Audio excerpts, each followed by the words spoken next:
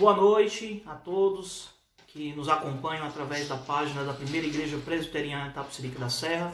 Eu sou o reverendo Alexandre, pastor da igreja, e nesta quinta estamos aqui reunidos da nossa casa para transmitir o estudo bíblico no livro de Atos dos Apóstolos. Na semana passada nós iniciamos o capítulo de número 12, nós começamos a falar sobre o capítulo 12 de Atos, e nós vamos concluir o estudo desse capítulo, o estudo da palavra do Senhor. Então, você que nos acompanha, você que é da nossa igreja, seja bem-vindo a essa transmissão. Você que visita a nossa página, que tem acompanhado, que Deus também lhe abençoe, seja com você, fortalecendo, animando. E nós temos um motivo especial de oração aqui na nossa igreja. Nós temos uma irmã nossa irmã Iraci, que está acometida de Covid, e ela está numa situação bem delicada no hospital. Nessa virada de quarta para quinta, ela teve uma piora no seu quadro, e parecia que ela ia vencer essa enfermidade, e agora ela está entubada, está na UTI, uma situação bem delicada. Então eu vou fazer uma oração nesse momento para iniciar o estudo da palavra do Senhor. Vou fazer a leitura do texto bíblico de Atos, mas antes eu quero fazer uma oração, pedindo a Deus a iluminação do Espírito Santo sobre as nossas vidas e também pedindo pela vida da nossa querida irmã. Então vamos fechar os nossos olhos em oração e vamos orar. E você que está conosco, quando escutar, ouvir, assistir essa mensagem, essa transmissão, lembre-se de orar pela nossa irmã Iraci, que é membro aqui da igreja, da Primeira Igreja Presbiteriana Itapecerica da Serra. Então vamos fechar os nossos olhos e orar ao nosso Deus. Santo Deus, nós louvamos o Teu nome, porque sabemos que tudo está em Tuas mãos. Reconhecemos, ó Deus, que nada foge ao Teu controle, nada foge à Tua ordenação. Na verdade, ó Deus, as coisas são feitas ou são realizadas de acordo com a Tua vontade. Elas cumprem com o Teu querer. O Senhor estabeleceu os Teus propósitos, os Teus planos desde a eternidade. E o que nós vemos hoje é o desenrolar desses planos, ó Deus. E esses planos são sábios, são perfeitos, são maravilhosos. A glória e a majestade neles, porque eles foram feitos por Ti. E eles refletem aquilo que o Senhor é. Um Deus de bondade, um Deus de misericórdia, um Deus de graça. E é por essa razão, ó Deus, que nós nos curvamos diante do Senhor nesse momento. E antes, ó Deus, de iniciarmos o estudo da Tua Palavra, que é lâmpada para os nossos pés, que é alimento para a nossa alma, nós lembramos da nossa querida irmã Iraci, que está naquele leito de enfermidade, numa situação muito difícil, ó Deus, aos olhos dos médicos, mas nós sabemos, ó Deus, que o Senhor é poderoso para levantá-la daquela enfermidade. A Tua Palavra, Deus, nos assegura isso, e nós confiamos no Senhor. E sabemos, ó Deus, que sendo a Tua vontade, a nossa irmã pode reverter aquela situação. Não por causa dela mesma, não por causa dos médicos, mas porque o Senhor pode agir e reverter a situação da nossa irmã. E essa é a nossa oração, ó Deus. Não sabemos qual é o Teu propósito em tudo isso, mas nós oramos, ó Deus, com o nosso coração quebrantado, suplicando, ó Deus, que sendo a Tua vontade, o Senhor manifeste, ó Pai, a Tua glória na vida da nossa irmã, e a faça, Senhor Deus, recuperar, e a faça, Senhor Deus, levantar daquela situação, para que o Teu nome seja glorificado, e os homens possam ficar impressionados com o Teu poder. Eu sei, ó Deus, que a Tua vontade, ela sempre se cumpre, e nós devemos orar sempre pedindo que a Tua vontade seja feita. E de fato, ó Deus, nós nos curvamos diante da Tua vontade, e aceitaremos, seja ela qual for. Mas aqui, ó Deus, como povo da aliança, o povo do Senhor, nós clamamos pela vida da nossa querida irmã. E clamamos, ó Deus, por todos aqueles que chegam ao nosso conhecimento, ou até mesmo aqueles que nós nem conhecemos, mas que estão lutando agora contra essa terrível enfermidade nos hospitais. Que o Senhor use de misericórdia, ó Pai. E aqueles casos, ó Deus, que o Senhor quiser salvar, vai operando para que eles possam encontrar saúde, para que eles possam sobreviver a esse vírus tão terrível. E que o Senhor, Deus, se compadeça do nosso país, que necessita tanto, ó Deus, de uma solução para esse problema. Que o Senhor afaste para bem longe esse vírus que tem trazido, ó Deus, tanta dor, tanta morte ao nosso país e ao nosso mundo. Eu sei, ó Deus, que nós vivemos num mundo que te aborrece, vivemos num mundo, ó Deus, que te afronta, mas por amor do teu povo, por amor dos teus filhos, se compadece deste mundo. E por fim, ó Deus, nós clamamos a tua misericórdia sobre as nossas vidas, para que o Senhor ilumine o nosso entendimento nesta hora, que iremos estudar a tua palavra e possamos, ó Deus, ter o nosso coração bem disposto e a nossa mente bem aplicada à tua palavra, para que possamos aprender, para que possamos, ó Deus, estudar com dedicação o teu texto sagrado e aprender, ó Deus, a mensagem que o Senhor quer transmitir aos nossos corações nesta noite. Abençoa-nos em tudo. É a oração que fazemos a Ti, em nome de Cristo Jesus. Amém. Amados irmãos, o texto que nós vamos estudar nessa noite é o texto de Atos, capítulo 12. Nós vamos ler a partir do verso de número 13. Ou vou fazer um pouco diferente. Os versículos que nós vamos estudar é do 13 em diante. Mas eu vou começar do 9 apenas para que nós tenhamos aquele contexto, para que possamos até relembrar o que foi falado na quinta passada, tá? Então diz assim a palavra do Senhor. Então saindo, o seguia, não sabendo que era real o que se fazia por meio do anjo. Parecia-lhe antes uma visão. Depois de terem passado a primeira e a segunda sentinela, chegaram ao portão de ferro que dava para a cidade, o qual se lhes abriu automaticamente. E saindo, enveredaram por uma rua, e logo adiante o anjo se apartou dele. Então Pedro caiu em si e disse, agora sei verdadeiramente que o Senhor enviou o seu anjo, e me livrou da mão de Herodes, e de toda a expectativa do povo judaico. Considerando ele a sua situação, resolveu ir à casa de Maria, mãe de João, cognominado Marcos, onde muitas pessoas estavam congregadas e oravam. Quando ele bateu ao postigo do portão, veio uma criada chamada Rode ver quem era.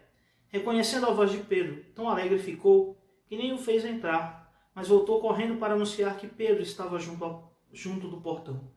Eles lhe disseram, estás louca? Ela, porém, persistia em afirmar que assim era. Então disseram, é o seu anjo. Entretanto, Pedro continuava batendo. Então eles abriram, viram-no e ficaram atônitos. Ele, porém, fazendo-lhes sinal com a mão para que se calassem, contou-lhes como o Senhor o tirara da prisão e acrescentou, anunciai isto a Tiago e aos irmãos. E saindo, retirou-se para outro lugar. Sendo já dia, houve não pouco alvoroço entre os soldados sobre o que teria acontecido a Pedro.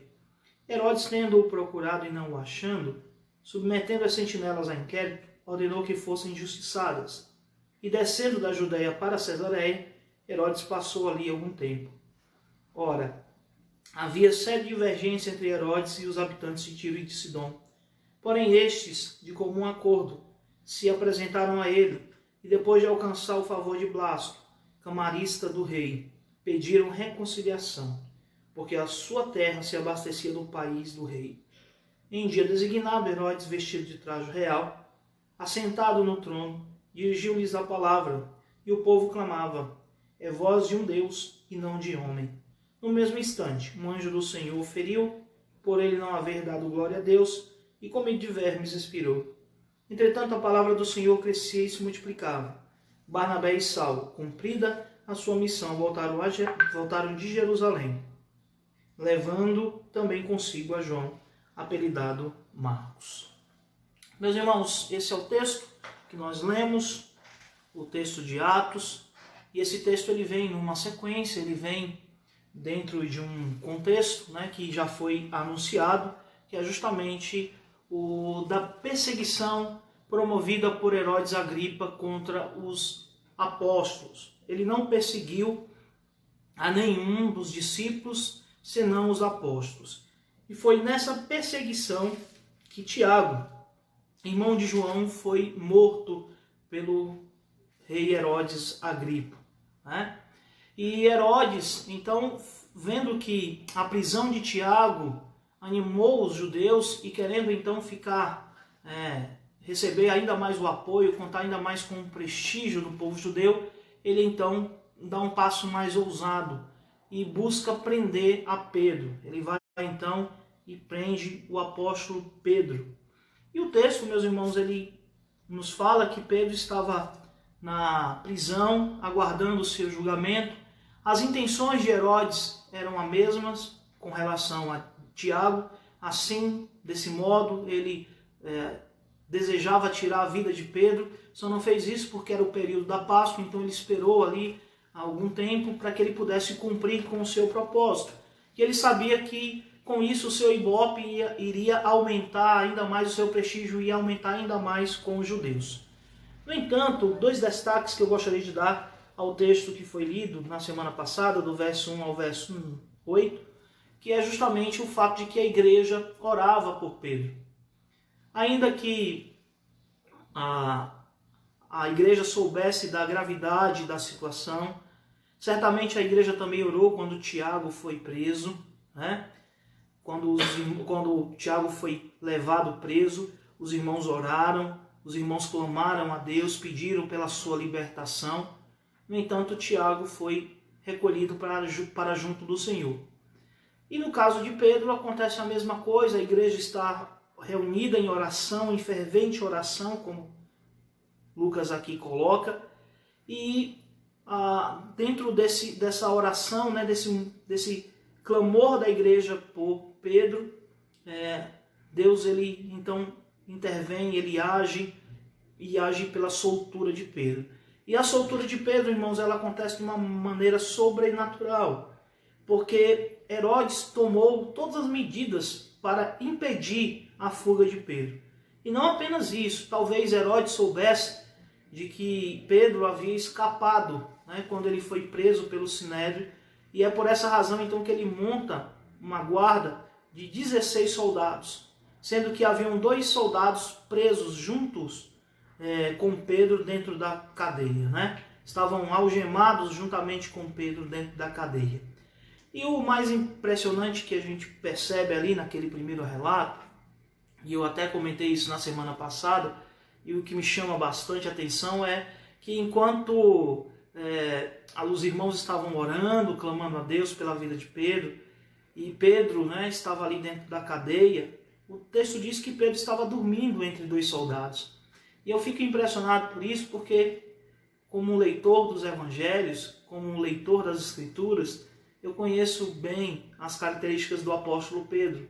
E uma das características que ele demonstrou em diversos momentos da sua caminhada foi o medo, a covardia, né? Ele temeu quando ele pediu a Jesus para andar sobre as águas, e quando ele viu lá a tempestade, ele começou a afundar. Ele temeu reconhecer ser um discípulo de Jesus, admitir ser um discípulo de Jesus, traindo o Senhor Jesus. E em outros momentos, né, nós encontramos esse caráter medroso de Pedro.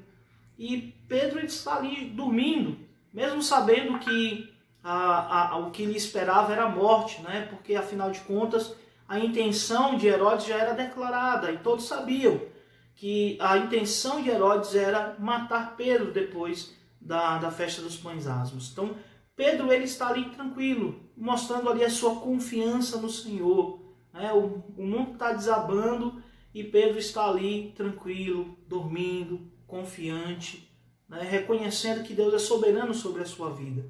E isso me fala muito, irmãos, porque nós vivemos dias difíceis. No começo dessa transmissão nós fizemos oração pela vida da nossa irmã Iraci e temos sido informados a todo momento de uma pessoa ou outra próxima, conhecida, que é acometida dessa enfermidade. Lá na minha terra, o Ceará, lá em Fortaleza, vizinhos meus, né, que me viram crescer, com quem eu convivi durante parte da minha vida, foram acometidos por essa enfermidade e foram vitimados por ela. Pessoas da minha antiga igreja que eu conheci, irmãos em Cristo, também foram vitimados. E agora nós vemos, né, mais próximo aqui da nossa igreja, no caso da nossa irmã Iraci, que está lutando contra essa enfermidade, e tantas outras pessoas que nós tomamos conhecimento. E nós ficamos um pouco apreensivos diante disso tudo. E vivemos aí nessa iminência de flexibilizar o distanciamento, né? O isolamento, melhor dizendo, de abrir as atividades normalmente, de voltar o comércio a funcionar, as escolas a funcionar, enfim, as igrejas também. E a gente fica um pouco apreensivo, mas esse sentimento ele é um sentimento humano, né? Ele é um sentimento humano nosso, é a nossa incerteza, é a nossa insegurança, mas na verdade nós deveríamos ser como Pedro nesse momento, né? A despeito dos prognósticos mais negativos e mais assustadores que nos desafiam, nós devemos descansar e confiar no Senhor. Eu falo isso, meus irmãos, com muito temor no meu coração, porque estando na liderança da igreja, sendo pastor da igreja de Itapecerica, eu velo, né, e zelo pela vida dos irmãos da igreja. Não zelo apenas pela minha vida, mas eu zelo pela vida de todos os meus irmãos em Cristo. E a minha preocupação, e junto comigo a preocupação do conselho da igreja, é de nunca sermos motivo, né, de tristeza, de escândalo para o povo de Deus. E nesse momento de dificuldade que nós enfrentamos, nós clamamos a Deus e pedimos a direção do Senhor para que Ele nos fortaleça.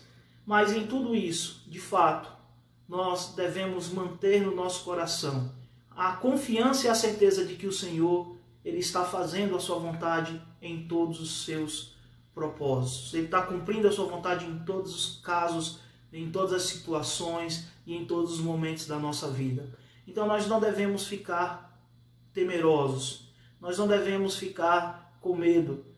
A tristeza pode nos abater em algum momento, mas nós devemos ter a confiança no Senhor. E Pedro, ele demonstrou isso ao repousar tranquilo ali entre os soldados. E Deus, ele agiu de maneira sobrenatural. O texto diz que um anjo então aparece no lugar onde estava Pedro e o desperta e o tira da cadeia. Pedro, ele estava meio sem entender ainda, o texto vai dizer isso. Pedro não sabia se aquilo era um sonho, se aquilo era uma visão ou se era algo real. No entanto, ele vai com o anjo e sai da prisão, passa pelas sentinelas, dá para a rua e depois ele escapa, né, da prisão onde ele estava guardado. E o texto diz no verso 9, como a gente começou aqui com a leitura, que ele então se dá conta de que de fato aquilo não era uma visão, não era um sonho, mas era realidade. E ele então vai procurar os irmãos. E é significativo o que diz o verso 13, o verso 12, que Pedro ele busca abrigo, né, na casa de Maria, que é mãe de João Marcos. João Marcos, aquele que é o escritor do evangelho que leva o seu nome. Algumas informações significativas que precisam ser feitas aqui, algumas observações significativas que precisam ser feitas. A primeira é que o nome dele é João, né? E ele recebeu esse apelido de Marcos, mas não sabemos qual é a razão. Alguns acreditam que ele recebeu esse nome, né, esse segundo nome, para o diferenciar do apóstolo João, que tinha, né, lá no grupo apostólico, que era alguém extremamente importante dentro da igreja. Então, para distinguir esse João do apóstolo, eles acrescentaram o codinome aí de Marcos. E a sua mãe Maria era tia de Barnabé, aquele companheiro de Paulo, aquele irmão da igreja primitiva, que é conhecido como o filho da exortação, uma pessoa que encorajava, uma pessoa que fortalecia os irmãos, e que foi enviado, comissionado pela igreja de Jerusalém para acompanhar a nascente igreja de Antioquia, e que levou consigo a Paulo para que ambos pudessem ministrar e ensinar aqueles irmãos da igreja de Antioquia. E essa irmã, ela tinha uma casa, né, que servia de abrigo para os crentes, um lugar onde eles realizavam suas orações, e o texto vai nos dizer que os irmãos estavam reunidos na casa de Maria, orando e intercedendo pela vida de Pedro. Tá? Há algumas suposições, alguns comentaristas acreditam que a casa de Maria tenha sido o lugar onde Jesus fez a Santa Ceia, né? Teve a Santa Ceia com seus apóstolos. Alguns até perguntam se essa casa não seria o cenáculo de que fala o livro de Atos, onde aconteceu a descida do Espírito Santo. Essas são informações que nós vamos ficar, né, devendo, porque embora tenhamos essas suposições, não temos certeza de que de fato se tratava do mesmo lugar. O que é importante aqui no texto é saber que essa irmã, né, que era uma cristã, uma discípula de Jesus, consagrada, cujo filho também foi um grande servo do Senhor, ela abriu a sua casa, e a igreja daquele tempo abrigava os irmãos, reunia os irmãos em sua casa, e é possível então que essa fosse uma das bases da igreja em Jerusalém. E Pedro então corre para lá, né? Vai se abrigar com os irmãos que estavam lá na casa de Maria. E o texto diz no verso 13 que Pedro, ao chegar nessa casa, ele bate no portão, e um detalhe também que me escapou no primeiro momento, mas que agora eu lembro, é que a casa, né, era uma casa rica. Maria deveria ser alguém de uma condição social bem elevada entre os judeus. Alguns acreditam que ela fosse viúva, pelo fato de não mencionar aqui o marido dela. Mas o que a gente pode perceber, depreender aqui do texto, é que a casa era uma casa grande, uma casa que tinha um portão, né, de frente. E Pedro então bate nesse portão e chama por Maria, chama pelos moradores da casa.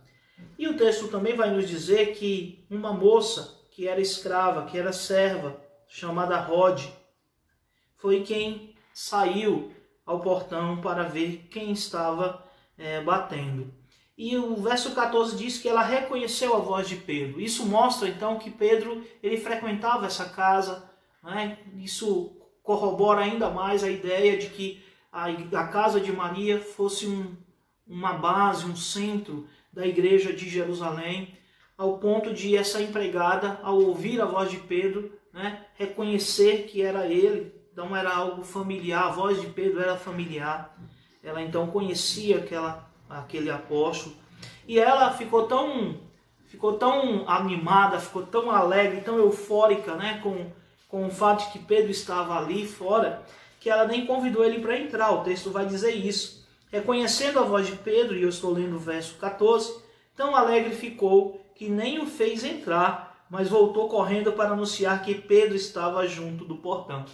E ela então deixa Pedro esperando lá fora e corre, né, em direção aos que estavam dentro da casa para dizer: Pedro está lá fora, Pedro está solto. E eu quero chamar a sua atenção para o que vai vir a seguir no verso de número 15. Eles lhe disseram: estás louca? Ela, porém, persistia em afirmar que assim era. Então disseram: é o seu anjo. Eu queria chamar a sua atenção para essa ironia que o texto apresenta. E onde é que está a ironia? É que, se nós lembrarmos o motivo pelo qual eles estavam ali reunidos, né? Eles estavam ali orando por Pedro, estavam orando para a libertação de Pedro, né? Estavam clamando a Deus para que libertasse a Pedro. No entanto, quando Pedro aparece e a criada diz que ele está lá fora, ninguém acredita. Olha que ironia, né? Eles estão orando pela vida de Pedro, eles estão clamando pela sua soltura, mas quando Pedro é solto e aparece na casa, ninguém acredita e inclusive chamam a moça de louca, né? Você está louca, né? E ela insiste, ela continua, né, dizendo: não, ele está lá fora. E aí eles vão dizer: é o seu anjo, né? E eu preciso fazer aqui uma observação, porque uma explicação importante, interessante que eu encontrei a isso aqui foi o seguinte, né? E essa informação ela é confirmada pelo Talmud, né, que é um dos escritos judeus, que é posterior ao tempo do Novo Testamento, é datado ali do 5º século depois de Cristo, mas ele reúne tradições de período anterior aos dias de Jesus e do período em que Jesus viveu, portanto, dos apóstolos até os seus dias. E uma das tradições, então, dos judeus, uma das crenças dos judeus, melhor dizendo, é que cada pessoa tinha o seu anjo da guarda. Até aí tudo bem, né? Muita gente acredita nisso. Alguns acreditam que a pessoa possui um anjo da guarda, ou seja, que existe um anjo designado por Deus para cuidar pessoalmente da guarda daquela pessoa, né? E a crença dos judeus também, e isso fica sinalizado ali no Talmud, é que o anjo, por causa dessa proximidade com a pessoa, né, por causa dessa convivência com a pessoa que era guardada por ele, acabava assumindo a sua aparência, a sua forma. E é por isso então que nós encontramos aqui no texto, no verso de número 15, que alguém vai dizer, não, é o anjo dele, ou seja, Pedro deve ter morrido e o anjo veio aqui nos avisar, né? É mais ou menos isso que a frase quer significar, tá? Primeiro de tudo, irmãos, a gente precisa tomar cuidado, né, de tirar conclusões apressadas de uma passagem que não nos autoriza isso. A passagem não nos assegura em momento algum que que nós temos anjos da guarda especialmente designados para cuidar da nossa proteção. Que cada um, ao nascer ou em determinada parte da vida, né, conta com a guarda de um anjo especialmente dedicado a isso. Tá? O que a Bíblia nos ensina é que os anjos do Senhor, eles ministram em favor dos seus filhos, que o anjo do Senhor, né, os anjos do Senhor se acampam ao redor daqueles que o temem, que o Senhor manda os seus anjos para guardar, para proteger e livrar os seus filhos.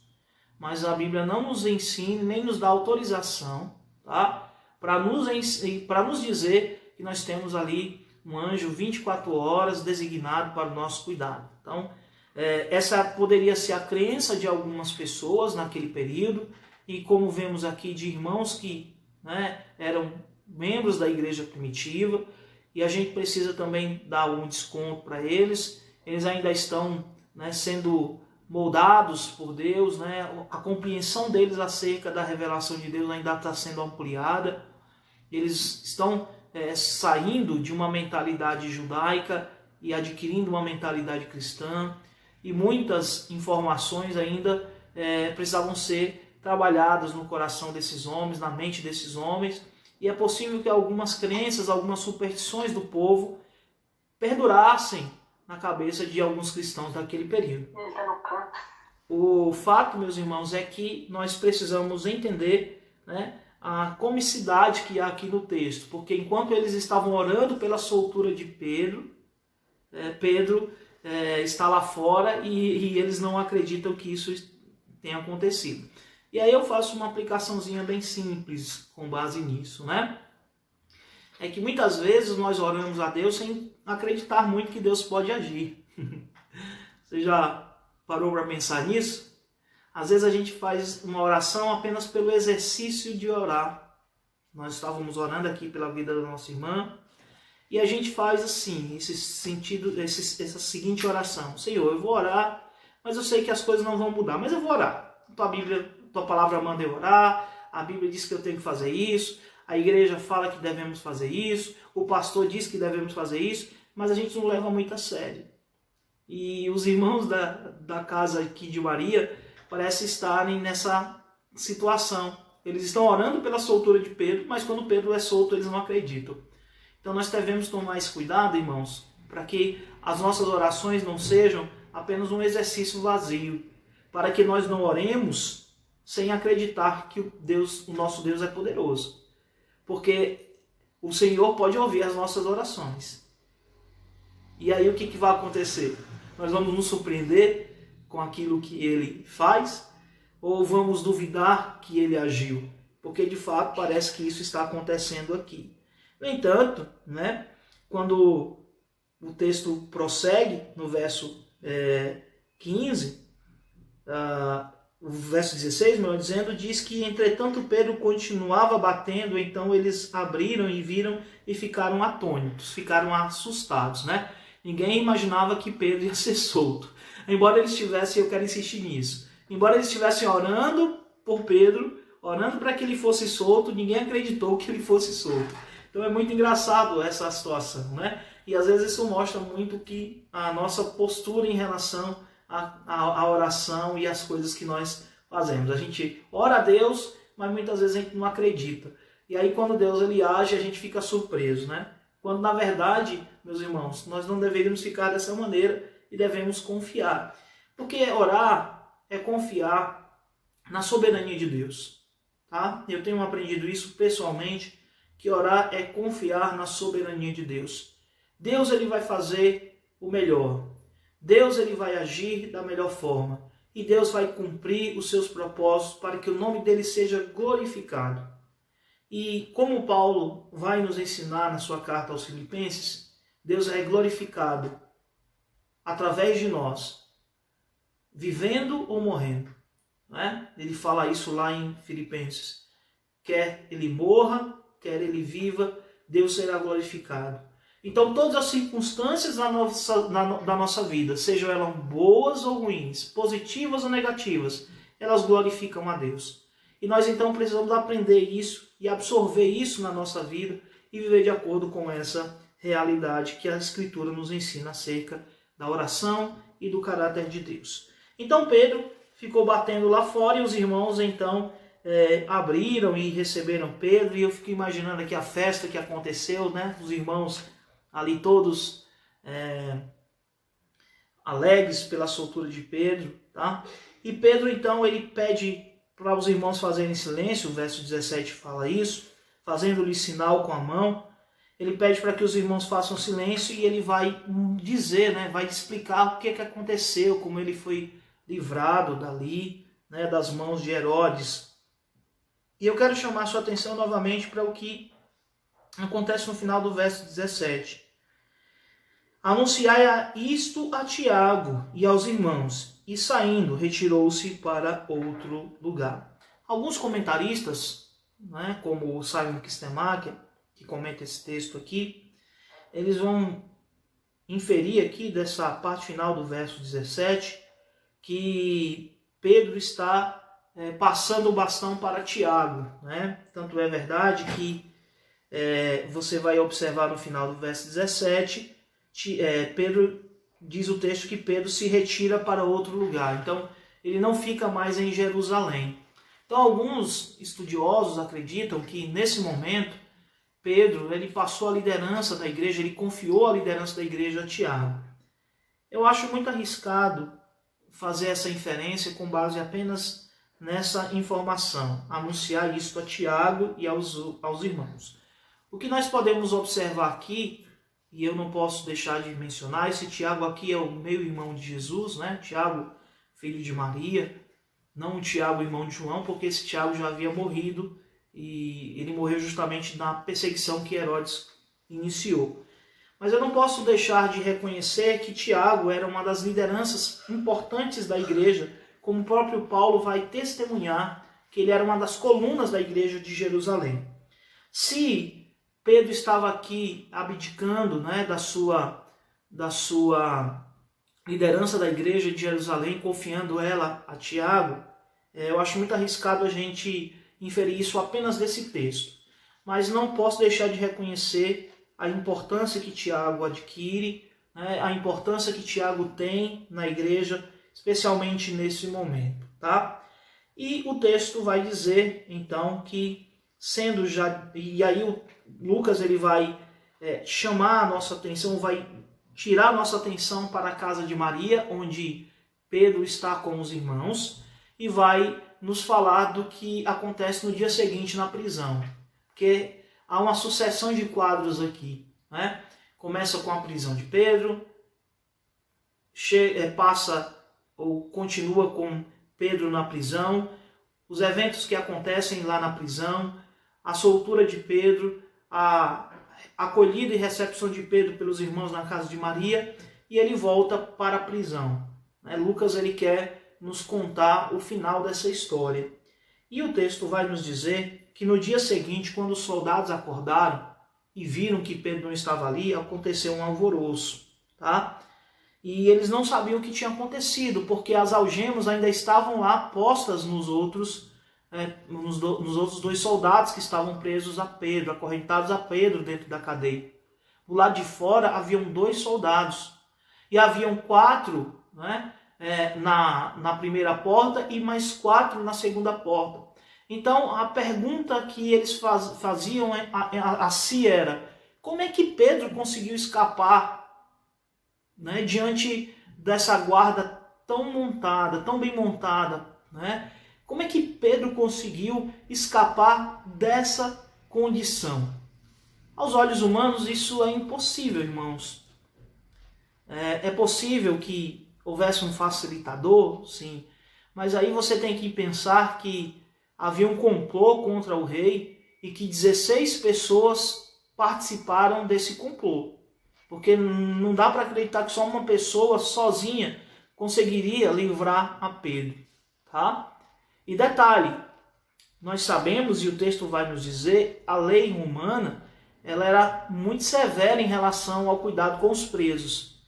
É por isso que o carcereiro lá de Filipos, quando ele descobre que a cadeia, né, estava aberta e ele pensa que os presos fugiram, ele quer tirar a própria vida.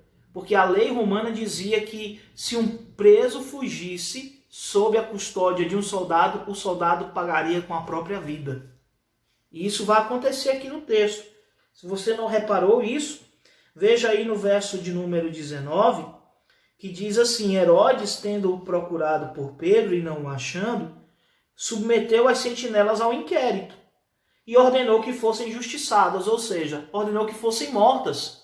Então Herodes, ele não reconhece que algo sobrenatural acontece, mas ele acredita que 16 soldados arriscaram a própria vida para salvar Pedro.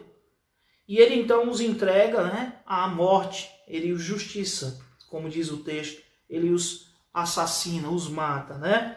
Então perceba que algo sobrenatural acontece e Herodes não reconhece isso, e o texto vai dizendo que, né, isso aconteceu e que Herodes tomou essa atitude de tirar a vida dos soldados. E aí ele termina essa narrativa aqui sobre a prisão dos apóstolos, sobre a prisão de Pedro e de Tiago, falando então que Herodes ele resolve deixar a Jerusalém e vai habitar em Cesareia. Cesareia era uma espécie de cidade palaciana daqueles tempos, né? Ali da Palestina, melhor dizendo. E Herodes então vai ali se refugiar. Muitos governadores da Palestina viviam em Cesareia, mas Herodes, por causa da sua ligação com os judeus, ele optou no início, né, do seu reinado ali na região, em morar em Jerusalém. No entanto, diz o texto que ele voltou a viver, ou passou a viver em Cesareia. E aí nós caminhamos para a parte final do capítulo, a partir do verso 20, quando diz assim: ora, havia séria divergência entre Herodes e os habitantes de Tiro e Sidom, porém estes, de comum acordo, se apresentaram a ele e depois de alcançarem o favor de Blasto, camarista do rei, pediram reconciliação, porque a sua terra se abastecia do país do rei. Tiro e Sidom ficavam na Fenícia, que ficavam acima de Israel, né? Acima de Jerusalém, né? Da região ali de Israel. E o texto vai dizer, e não é nem o texto que vai dizer, mas o que eu queria apontar aqui é o fato de que Tiro e Sidom, que eram cidades da Fenícia, eram cidades que viviam do comércio marítimo. Os fenícios eles desenvolveram um forte traço de comércio marítimo. Os barcos da Fenícia eram bastante conhecidos na antiguidade. E esses habitantes de Tiro e Sidom eram concorrentes, por assim dizer, de Cesareia. E por causa dessa concorrência, o Herodes ele resolveu então aplicar um bloqueio a Tiro e Sidom. Porque embora Tiro e Sidom fossem fortes no comércio marítimo, devido às condições geográficas da Fenícia, eles eram carentes de alimentos, de grãos e de gêneros alimentícios. E eles comerciavam esses grãos, eles comerciavam esses produtos com Jerusalém, com Israel. E Herodes então aplica um bloqueio a Tiro e Sidom e isso estava trazendo muitos transtornos a eles, e os habitantes então de Tiro e Sidom vão buscar reconciliação com Herodes, e o texto vai dizer isso no verso 20. E eles então resolveram, né, buscar uma reconciliação, se humilharam a Herodes e pediram a paz entre esses povos e o retorno ou o cancelamento desse bloqueio, para que a população de Tiro e Sidom pudesse comercializar novamente, livremente com os judeus. Tá? E eles alcançaram o favor de Blasto, que era um oficial do rei, o camarista, e eles pediram a reconciliação, como diz o verso 20. Tá? E aí o texto vai dizer que nessa ocasião, Herodes ele estava na cidade de Cesareia, né, por ocasião de um festival. Alguns estudiosos, inclusive o Flávio Joséfo, que é um judeu, né, um historiador judeu que viveu ali no mesmo tempo que Paulo, ele vai escrever sobre esse episódio e ele vai falar que esse festival que aconteceu era um festival natalício, em homenagem ao aniversário do Imperador Cláudio, tá? O Imperador Cláudio. E ele então, eles realizaram jogos, tá? Em homenagem ao Imperador Cláudio.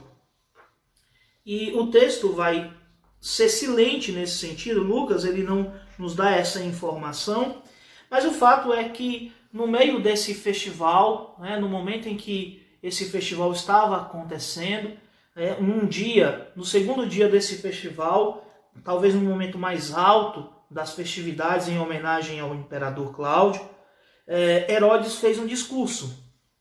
E ele fez um discurso para a multidão. E o texto vai dizer, e eu quero chamar a sua atenção para isso, né? No verso 21, em dia designado, Herodes, vestido de trajo real, assentado no trono, dirigiu-lhes a palavra, e o povo clamava, é voz de Deus e não de homens. Tá? O texto vai nos dizer que Herodes, ele, né, se preparou para esse momento, né? Esses trajes reais que foram vestidos por ele, alguns falam que esse traje tinha fios de prata, né? De modo que quando ele ficava contra o sol, fazia com que um brilho resplandecente, né, envolvesse Herodes. Então Herodes preparou bem a situação, né? Ele se vestiu de uma maneira apropriada, com uma roupa que refletia glória, né? Colocada contra o sol, aquela roupa iria reluzir, mostrando um brilho, a sua glória, né? Mostrando o quanto Herodes se exaltava, né? E se via como alguém importante. E ele então começa a discursar, e os gentios que viviam ali em Cesareia começam a clamar, é um Deus que está nos falando, né? É o próprio Deus que nos fala. E eles começam a clamar a Herodes, tá? E eu quero chamar a sua atenção para o fato de que o texto ele vai nos dizer que o fim de Herodes é trágico. Que esse Herodes que começa o texto perseguindo a igreja, que faz mal ao povo de Deus, que toca na menina dos olhos do Senhor, esse Herodes ele vai ser julgado por Deus. E o que é que diz o texto? Diz que no mesmo instante um anjo do Senhor o feriu, por ele não haver dado glória a Deus, e comido de vermes, respirou. Então aquele homem arrogante, prepotente, que queria ser Deus, e que ao invés de dizer a Deus toda a glória, ao invés de reconhecer que ele estava ocupando aquele trono, porque Deus o havia colocado ali, ele retém a glória para si. E mais, ao invés de agir, né, de maneira benéfica, de agir de maneira a proteger o povo, né, e a buscar a paz e a promoção da religião verdadeira, Herodes ele persegue o Senhor, ele persegue a igreja de Deus. E ele então recebe o julgamento de Deus. E Lucas ele faz aqui o seu veredito. Comido de bichos ou comido de vermes expirou. Eu chamo a sua atenção para o verso 23, porque Lucas fala que um anjo do Senhor o feriu. Então Lucas deixa claro que aquilo que aconteceu com Herodes não foi um acidente, mas foi um julgamento, um juízo divino. Alguns estudiosos tentaram descobrir, e isso não só comentaristas bíblicos, mas desde a antiguidade, estudiosos e historiadores do passado, tentaram descobrir a causa da morte de Herodes. Alguns dizem que foi apendicite, outros uma outra enfermidade que agora me foge o nome. No entanto, meus irmãos, o relato de Lucas ele é preciso. Deus julgou Herodes. Deus julgou Herodes. E não é a primeira vez que Deus julga os governantes, não é? Nós conhecemos em toda a Bíblia exemplos de governantes que foram julgados por Deus. E Herodes recebe então o juízo de Deus.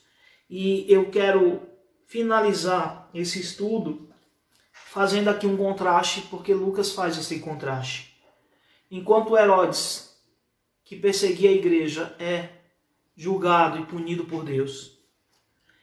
Enquanto Herodes acha que pode conter o avanço do evangelho, a igreja prospera.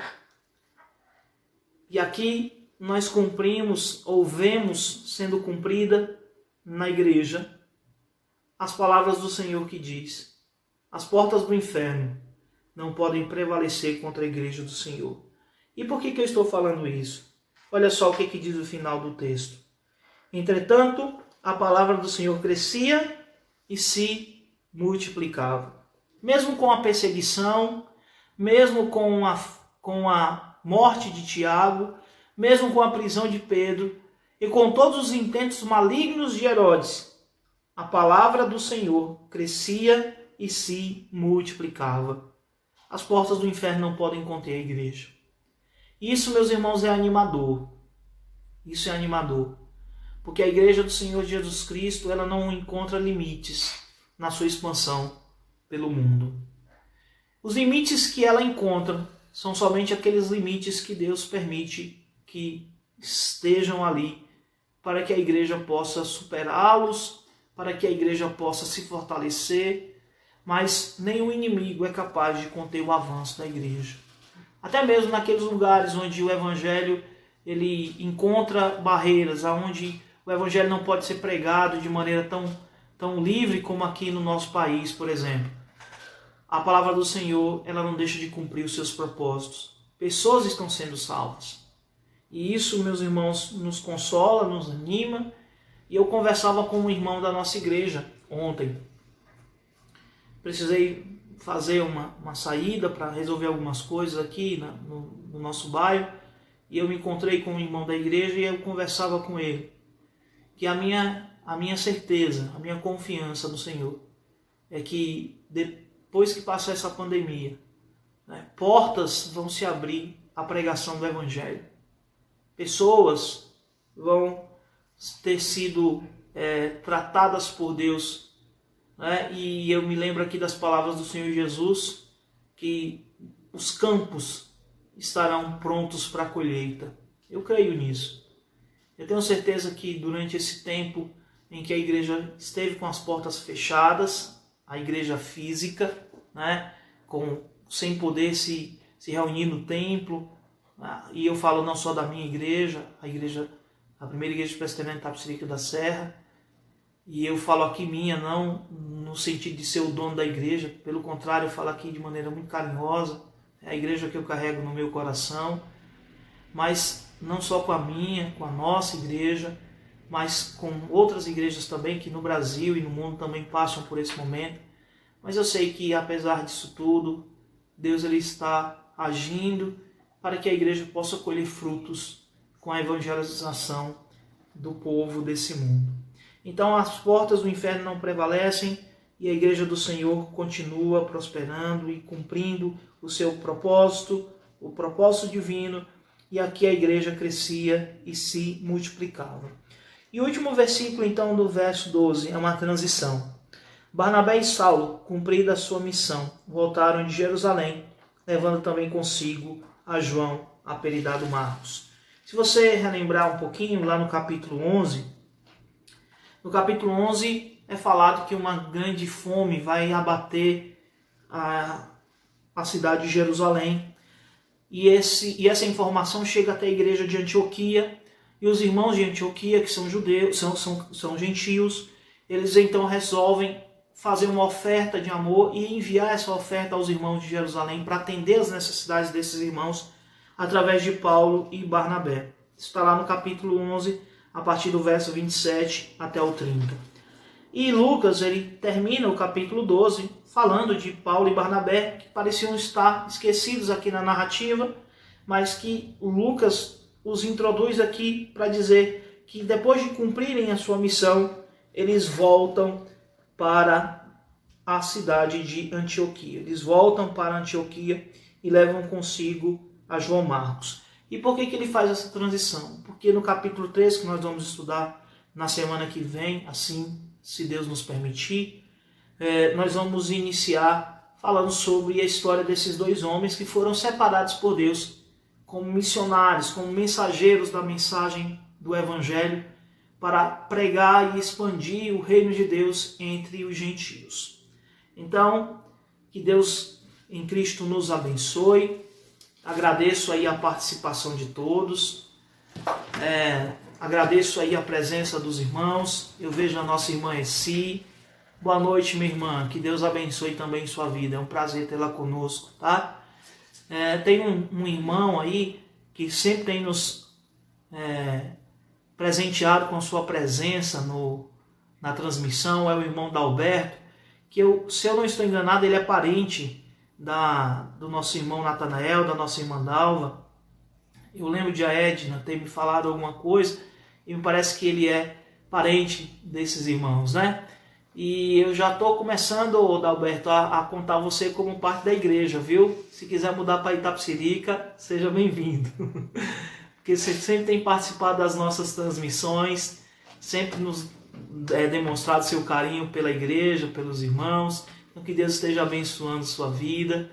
Vejo ali o diácono Abival, a nossa irmã Maria, nossa secretária de missões.